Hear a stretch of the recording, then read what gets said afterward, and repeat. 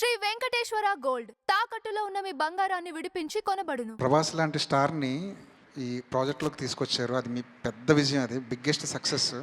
కాకపోతే అంటే ఆయన కనీసం ప్రీ రిలీజ్ ఫంక్షన్లో తీసుకొచ్చుంటే ప్రభాస్ ఫ్యాన్స్ ఇంకొంచెం హ్యాపీగా ఉండేదేమో.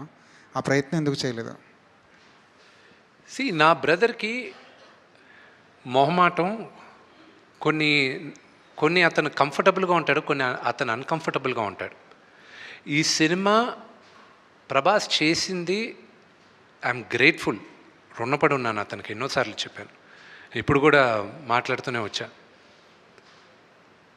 అతనికి ఇబ్బంది ఏం కలుగుతుందో నాకు తెలుసు. So I never asked him.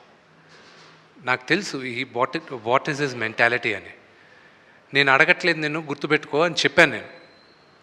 నేను ఒక్క దగ్గర మాత్రం అతను వీడియో బయట పంపిస్తానని ఆయన చెప్పినప్పటికీను ఆయనకి కొంచెం లాస్ట్ మినిట్లో ఆయనకు కొంచెం వేరే కారణాల వల్ల మేము వీడియో బయట తీసుకోలే.